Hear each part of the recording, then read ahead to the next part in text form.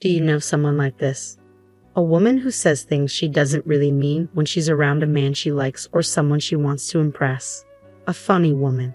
While it might be a way to show affection, it's a different story if she changes her attitude based on who she's with. Funny girls always end up causing harm behind the scenes. I'm going to share a story about when I was on the receiving end of this behavior. My name is Flora. 7 years ago, I was in a 3-year relationship with a guy named Daniel, and we were planning to get married in the fall. Around that time, we found out that his older brother was also planning to get married. It was great to have 2 happy events happening at the same time, but considering the financial burden on the invited guests, we thought it might be better to avoid having them overlap. So we had a discussion and decided that the older brother would have his wedding first. That's when Nina, his wife, became my sister-in-law.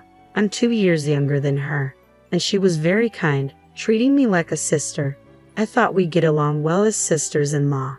But her attitude changed completely 6 months after her wedding. It was the day we came back from our honeymoon. Grandma Daniel and Flora are back from their trip, my mother-in-law said loudly. Daniel's 80-year-old grandmother, who lives with my in-laws, came out of the back room. Daniel, Flora, welcome back. I brought you the toffee you like. When I handed my grandmother-in-law her gift, she smiled happily. Daniel, you've really got yourself a great wife. She even thought of me during the wedding ceremony. It was an intimate ceremony with just family, and even the meal was Japanese cuisine, which is rare for young people these days. It was then that my sister-in-law, Nina, walked in. Oh, you all look like you're having a good time together. Nina, you came just in time. Daniel and Flora brought us some toffee from their honeymoon. Join us, my mother-in-law invited her. But Nina replied, not this time. I just came to drop off the invitations for your birthday party, mother-in-law. Well, I have some things to do, so I'm going to take off. Then she walked out the front door. I followed her. Here's a souvenir. It's not much, I said, handing her a paper bag with sweets. She peeked inside and laughed. It looks like something you could buy at any train station, huh? I'm sorry, I stammered. And Flora, from now on, could you stop calling me by my first name? You're married now, so you should understand, right? Yes, I replied, feeling taken aback. The Nina who used to call me by my first name or a nickname now addressed me more formally, and her words and tone seemed harsh. What could have happened? I wondered if I had done something to upset her, but I couldn't think of anything. Maybe she was just in a bad mood. Still, I was left with an uneasy feeling. At the restaurant my sister-in-law had booked for my mother-in-law's birthday celebration, my in-laws and Nina were waiting. I was about to ask why my grandmother-in-law wasn't there, but my sister-in-law spoke up. Now that everyone's here, father-in-law, could you please say a few words for the toast? We finished the main course, and just as we were about to have dessert, my sister-in-law said, Mother-in-law, this is a birthday present from Ty and me. When my mother-in-law opened the box my sister-in-law handed her, it revealed a high-end bag. Oh my, can I really accept such an expensive gift? We chose it because we thought it would be perfect for a fashionable mother-in-law like you. Nina had also given my father-in-law a watch for his birthday 3 months earlier. Seeing my mother-in-law's happiness, my sister-in-law looked at me with satisfaction. Flora, you have something too, right? Yes, I'm not sure how to follow that, but as my mother-in-law unwrapped the package I handed her, she exclaimed, Oh, how lovely. Did you make this, Flora? Yes, I enjoy sewing.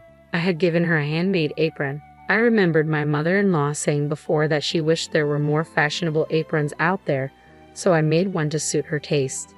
Thank you. This is exactly what I wanted, and it's even more special that you made it for me. My mother-in-law was delighted. My sister-in-law, who had been nodding along to the conversation, smiled and said, Flora, you're really skillful with your hands. I'm jealous. Can you teach me sometime?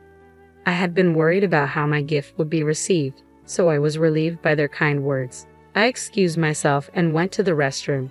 While washing my hands, I felt someone's gaze on me. I looked up to see my sister-in-law glaring at me through the mirror. I had a shocked expression on my face. What's so surprising? She snapped. I'm sorry, I mumbled, still taken aback. I didn't notice at first. Hey Flora, what's with that birthday present? Did you really think she'd be happy with something like that? A handmade apron. It's so outdated, like something from a grade school economics class. She laughed, mocking me while crossing her arms. I feel like I'll catch your bad taste if I'm around you, she said, pinching her nose and making a gesture to fan away the smell before leaving the restroom. From that point on, my sister-in-law acted completely different when we were alone compared to when we were with family. My husband would just tell me not to worry about it and wouldn't take the issue seriously. Still, I continued to visit my in-laws' house to see my grandmother-in-law, who looked forward to my visits. Lately, I hadn't had any run-ins with my sister-in-law. Then one day, I received a message from her after a long time. I have something to tell you. When I went to my in-laws' house that day, my sister-in-law, who had come alone, was happily chatting with them. Nina is pregnant. It's a boy, my mother-in-law said joyfully. My in-laws already knew about my sister-in-law's pregnancy, but they had called us over so she could tell us in person. Feeling mixed emotions while my in-laws beamed with happiness, I pretended to make tea and went to the kitchen. Even so, I couldn't help but listen to the conversation in the living room. Actually, there's something I'd like to ask, my sister-in-law said. What is it? Don't be shy, just say it. Well, I talked to Ty about it, and we were wondering if we could live here with you after the baby is born. So, here's a proposal. If the family grows, it might become a little cramped, so we would appreciate it if we could renovate the house. Of course, we'll cover the expenses. She suggested this humbly, but I felt she might have had another motive. Unaware of this, my father-in-law said, I appreciate the sentiment, but wouldn't we all end up being overly conscious of each other? My father-in-law said, you don't have to worry about us, but why don't you just build your own house? If it's about money, we'd be happy to help. Right, honey? Yeah, that's right, my mother-in-law agreed. Upon hearing my in-law's words, my sister-in-law said, really? Are you sure? That's too bad. I was looking forward to living together. This was probably all part of her plan. My sister-in-law came over to me in the kitchen with a smug look. Did you hear that? My father-in-law is going to give me the money for my own house. She casually revealed that she never had any intention of living with her in-laws from the start. My future is secure now. I have a husband who works at a top-tier company, a new house, and a son on the way. Plus, I've got my in-laws on my side. You really picked the wrong person to mess with. Excuse me. Being friends with that old woman won't get you anywhere, she added. Unable to hold back any longer, I raised my voice. Nina, that's completely inappropriate. Don't be so loud. Everyone will hear you, she whispered in my ear. God must be watching over me. After all, he made sure I, as the eldest son's wife, would have a child before you. I didn't immediately understand what my sister-in-law meant, but then I realized something. How did she know about it? Only my husband and grandmother-in-law should have known. Suddenly, my grandmother-in-law walked up. What are you two talking about? Oh, it's nothing, my sister-in-law replied with a fake smile before quickly returning to the living room. Flora, would you like to have some tea in my room? Once inside, my grandmother-in-law checked again to make sure no one was outside the room and said, Flora, is Nina being mean to you? I replied, hesitating. My grandmother-in-law told me she had begun to notice my sister-in-law's true nature. When I told my grandmother-in-law that Nina knew about my miscarriage, she said she must have eavesdropped on our conversation in this room. Had planned to keep my pregnancy a secret for the first several weeks, only telling my husband and grandmother-in-law because I didn't know what my sister-in-law would do if she found out. Unfortunately, I ended up having a miscarriage. My sister-in-law had deliberately called us to her in-laws' house to announce her pregnancy. I couldn't help but think she was mocking me. I couldn't forgive her. I decided to tell my elderly grandmother-in-law everything about Nina's behavior, which I hadn't mentioned before to avoid worrying her. My grandmother-in-law held my hand and said, Don't worry, Flora. Leave it to this old lady. Several months later, my sister-in-law gave birth to a baby boy at a hospital near her parents' home. We gave her husband some money as a gift, but I separately sent a present to Nina's family home. Even though she should have received it by now, she never said anything. I decided to call my sister-in-law in front of my grandmother-in-law and parents-in-law. What, you're asking for a thank you? Sending me such a cheap handmade baby outfit. How stingy can you be? My sister-in-law started the conversation by ranting loudly. I put her on speaker. I threw that thing in the trash already. Just send me a stroller instead. I waited for my sister-in-law to finish before revealing the truth. Nina, did you check what was inside that gift? What? Yes, I made the baby outfit, but your father-in-law asked me to. Your parents-in-law embroidered your child's name on the chest of the outfit. I also mentioned that in the letter I included. Didn't you read it? What? Are you kidding? My sister-in-law's confident tone gradually faded. Flora, hold on a minute. I could hear voices in the background. Mom, where did you put that bag I threw in the trash? What bag? What was in it? Just look next time. My sister-in-law and her mother's conversation was clearly audible even though she probably thought she was covering the phone. I'm sorry, Flora. There was a little misunderstanding. Suddenly, my sister-in-law's tone changed to a more humble one. It seems my mom accidentally threw it away, mistaking it for trash. If our in-laws find out about this, they'll be upset. My sister-in-law made endless excuses and ultimately asked me to make the same baby outfit again. Flora, I'm sorry for being so harsh before. I didn't mean anything by it, so please just help me out this time. Nina, who had said many hurtful things to me, was now trying to butter me up. All right, I'll do it just this once, considering your parents-in-law's feelings. I hung up the phone after saying that. Now you see, that's her true nature, my grandmother-in-law, who had been listening nearby, said to my parents-in-law. Actually, before giving birth, my sister-in-law had bailed on my grandmother-in-law's birthday party, claiming she was sick. My grandmother-in-law had told my parents-in-law and Ty about Nina's true colors. I can't believe Nina would do such a thing, my parents-in-law said, their skepticism dissolving as they listened to the phone conversation. They were dumbfounded, moving beyond anger, knowing that the outfit made with love by the family had been thrown in the trash. The tables had turned. Unaware of the situation, my sister-in-law Nina came to our parents-in-law's house with her husband and their newborn child. We couldn't confront her while our in-laws were meeting their first grandchild for the first time, so Daniel and I greeted them with casual smiles. How adorable. I wonder if he has my mouth. His eyebrows are like mine, Nina remarked. Watching my in-laws, who couldn't help but adore their grandchild, I thought the phrase, they wouldn't feel pain even if their eyes were poked, truly applied here. Thank you, everyone, for the lovely baby clothes. See, they fit perfectly, Nina said, wearing a proud expression as she dressed the baby in the clothes I had remade. Yes, they do, I replied. Seeing the happy faces of the in-laws, Nina smiled at me. At that moment, my mother-in-law said with a puzzled expression, something seems off. What? These baby clothes? The embroidery wasn't this beautiful before, was it? Am I imagining things? She tilted her head.